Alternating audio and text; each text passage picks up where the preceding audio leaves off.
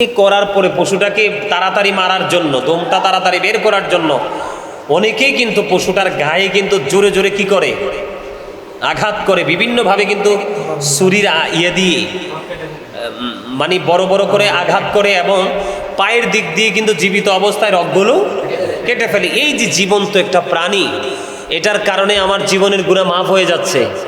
এটার গায়ে যে কি পরিমাণ পশম আছে সেটা আমরা জানি না। এই পশমের সম পরিমাণ আমাদের আমল নামায় নেক ঢুকছে, আল্লাহ রাব্বুল আলামিন খুশি হয়ে যাচ্ছে। এবং কাল হাসরের ময়দানে আমাদের এই যে কুরবানি তাকওয়া নিয়ে করে থাকলে এই কুরবানির পশুর শিং খুর এগুলো কিন্তু আল্লাহর দরবারে উঠবে। সুবহানাল্লাহ, আরো জোরে। এইভাবে আঘাত করা কিন্তু জায়েজ নাই, আমরা পশুকে সেইভাবে আঘাত করব না।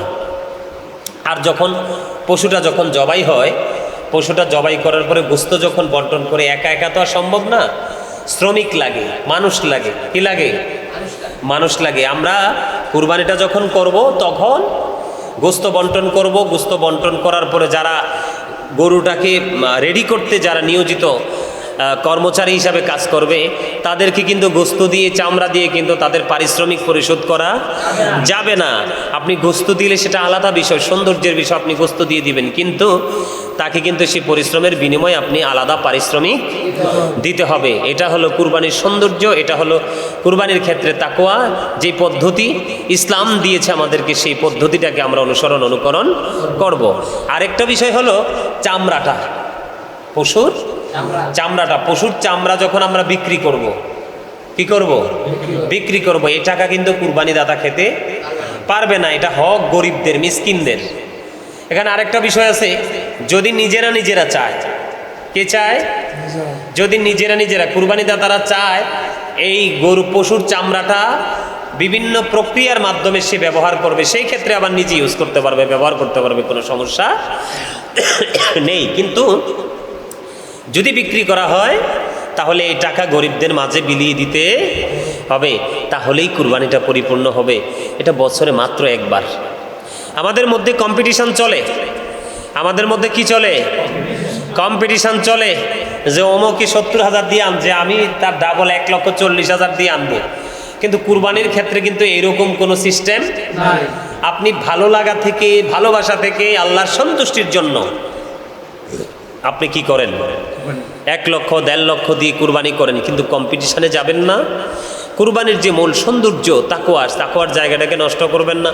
কোনো কসাই দ্বারা গোশত কয় কেজি হবে, কত মন হবে, সেটা নির্ধারণ করার চেষ্টা করা যাবে না। আমাদেরকে মাথায় রাখতে হবে আমরা আল্লাহর দিদার চাই, আল্লাহর সন্তুষ্টি চাই। এখানে আরেকটা বিষয় হলো, অনেকেই যেই কোনো কারণে যেই কোনো একটা ক্রাইসিসে পড়ার কারণে, সাময়িক ক্রাইসিস সেটা পড়ার কারণে সে কুরবানিটা নির্দিষ্ট সময়ে দিতে পারতেছে না। সেই ক্ষেত্রে যেই টাকা দিয়ে সে কুরবানি করবে, সেই টাকাটা কিন্তু সে গরিব দুঃখীর মাঝে সদকা করে দিতে পারবে, তাহলেই তার কুরবানি আদায় হয়ে যাবে। সুবহানাল্লাহ, আরো জোরে। এখানে আমি যেটা বারবারে বলতে চেয়েছি, এখানে একটা বড় বিষয়, সেটা হলো তাকওয়ার বিষয়। কিসের বিষয়? আর কেউ যদি চায় যে হুজুর আমি কুরবানি করেছি, আমি কি করেছি? কুরবানি করেছি, আমি এক টুকরো গোশত খাবো না, আমি পুরো গোশতটাই গরিবদের মাঝে সদকা করে দিব, তাহলেই কুরবানি হবে, কুরবানি কোনো সমস্যা হবে না। এখানে মূল বিষয় হলো যে আল্লাহ রাব্বুল আলামিন চায় আমরা কুরবানি করি, আর এই কুরবানির দ্বারা কিন্তু আমরা আল্লাহর আরও এক ধাপ আল্লাহর নিকটবর্তী হয়ে যেতে পারবো। তা আল্লাহ রাব্বুল আলামিন যেন আমাদেরকে সব ধরনের আইন মেনে, বিধান মেনে, সুন্দর সুষ্ঠু একেবারে মস্তিষ্ক নিয়ে আমরা যেন সুন্দর ফুটফুটে পশু দিয়ে আমরা যেন কুরবানি করতে পারি। আল্লাহ যেন আমাদেরকে সেই কুরবানি করার তৌফিক দান করে। সকলে বলুন আমিন, আরো জোরে বলুন আমিন। বিশেষ করে গরু জবাই করার সময়, পশু যেটাই আপনি দেন, পশু জবাই করার সময় কিন্তু যদি কোনো আলেম দিয়ে কুরবানি করান, তাহলে কিন্তু পশুর সামনে থাকতে হবে। কুরবানি দেওয়ার সময় কি করতে হবে? হ্যাঁ, কিস্তি তুললে কুরবানি দেওয়া যাবে না, পারিশ্রমিক দিয়ে দিলে হবে, কোনো সমস্যা নাই। তবে জবাই করার সময় ওই যে বললাম, জবাই করার সময় সচেতন থাকতে হবে, সঠিকভাবে করা যাবে। হাওলাত করে আনা যাবে, কিন্তু কুরবানির আগে আগে টাকা পরিশোধ করে দিতে হবে। আর এখন তো গ্রামে গঞ্জে মূর্খ মানুষের সংখ্যা আসলে বেশি। কি গ্রামে গঞ্জে মূর্খ মানুষের সংখ্যা বেশি।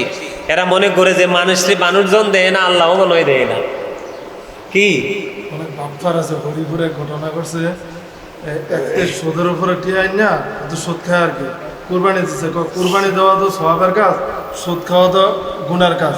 কিন্তু গুনা সওয়াবে সব কিছু সমান হয়ে গেলে গুস্তা খাওয়াইছে তালা।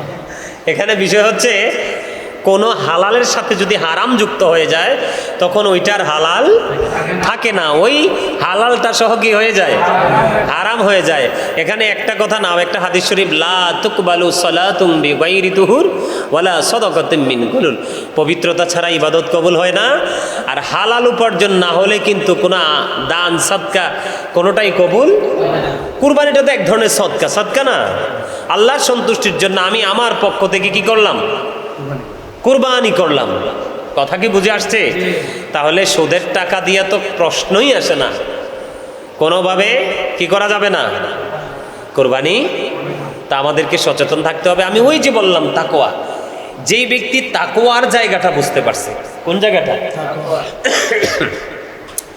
যেই ব্যক্তি তাকওয়ার জায়গাটা বুঝতে পারছে, সেই ব্যক্তির মধ্যে যে তাকওয়া যার সিনায় থাকবে, যার মাথায় তাকওয়ার কথাটা থাকবে, সে কিন্তু কখনোই সুদ, ঘোষ, কিস্তি তো সুদ, আপনাকে দিবে 5,000, আপনার থেকে নিবে 12,500।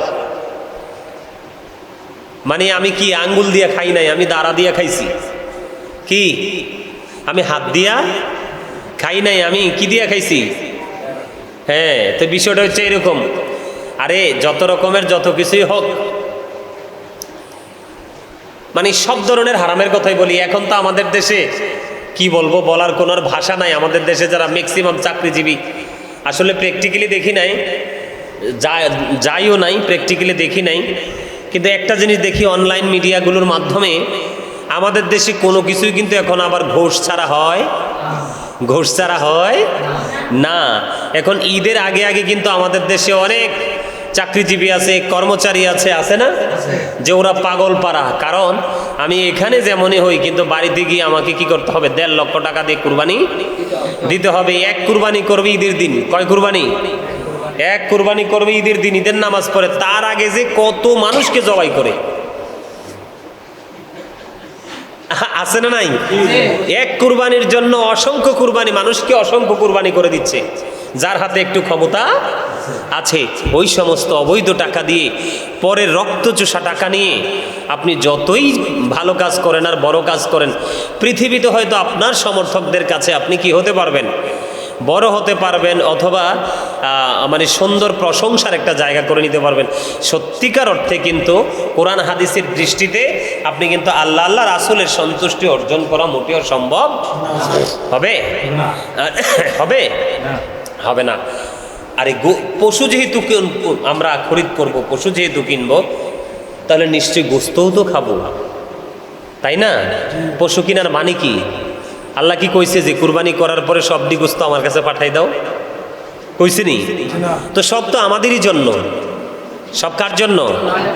সময় সময় আল্লাহ রাব্বুল আলামিন আল্লাহর বান্দাকে কিছু কি দিয়েছেন, সুযোগ দিয়েছেন বান্দার গুনাহ মাফের জন্য। বান্দা যেন ধাপে ধাপে আল্লাহর দিদার প্রাপ্ত বান্দাদের মাঝে যেন অন্তর্ভুক্ত হয়ে আল্লাহওয়ালা হতে পারে। আল্লাহ রাব্বুল আলামিন বিভিন্ন সময় আমাদেরকে সে নিয়ামত দিয়েছেন। তো আমাদের সামনে আসছে আগামী 17 তারিখ, অত্যন্ত গুরুত্বপূর্ণ একটা দিন, কুরবানির দিন। এটা বড়ই নিয়ামতের দিন, এটা একটা আর্থিক ইবাদত, আমরা যেন যথাযথভাবে করতে পারি। আল্লাহ যেন সেই তৌফিক দান করে। সকলে আবারও বলুন আমিন। আরেকটা বিষয় হলো, অনেকে কিন্তু বুঝতে পারবে না 9 তারিখ। কয় তারিখ? 9 তারিখ ফজর থেকে 13 তারিখ আসর পর্যন্ত। আমি একটু সুন্দর করে বলে দেই, 9 তারিখ মানে হলো ঈদের আগের দিন। কোন দিন?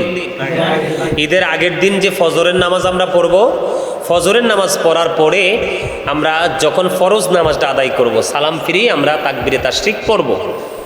ঈদের আগের দিন ফজর থেকে শুরু হবে, তার মানে 16 তারিখ থেকে। কত তারিখ? 16 তারিখ হলো 9 তারিখ, 17 তারিখ হলো 10 তারিখ, 18 তারিখ হলো 11 তারিখ, 19 তারিখ হলো 12 তারিখ, 20 তারিখ হলো 13 তারিখ, তাহলে 16 তারিখ ফজর থেকে 16 তারিখ ফজর থেকে 20 তারিখ আসরের নামাজ পর্যন্তই তাকবীর চলবে। কথা কি বুঝে আসছে? আর যারা ঈদের নামাজের দিকে যাবেন নিশ্চয়ই সবাই 12 মাস নামাজ না পড়লেও ঈদের দিন কিন্তু অনেকেই পড়ে নামাজ, পড়ে না? সবাইকে বলবো যারা ঈদের নামাজের দিকে যাবেন অবশ্যই পায়জামা পাঞ্জাবি পরে সুন্নাতি পোশাক পরে যাবেন, আতর লাগাবেন, বছরের সবগুলো দিনের চাইতে উত্তম রূপে গোসল করবেন, এক রাস্তা দিয়া ঈদগাহে যাবেন, আরেক রাস্তা দিয়ে ঘুরে নিজের গন্তব্যে আসবেন। যাওয়ার সময় সবাই পড়তে থাকবেন আল্লাহু আকবার, আল্লাহু আকবার, লা ইলাহা ইল্লাল্লাহ, আল্লাহু আকবার, আল্লাহু আকবার, ওয়ালিল্লাহিল হামদ, আল্লাহু আকবার, আল্লাহু আকবার, লা ইলাহা ইল্লাল্লাহ, আল্লাহু আকবার, আল্লাহু আকবার, ওয়ালিল্লাহিল হামদ, আল্লাহু আকবার, ইলাহা ইল্লাল্লাহ, আল্লাহু আকবার, আল্লাহু আকবার, ওয়ালিল্লাহিল হামদ। আলহামদুলিল্লাহ। আমি আবারও বলছি, একবারে সর্বশেষ প্রান্তে চলে আসছে আলোচনা।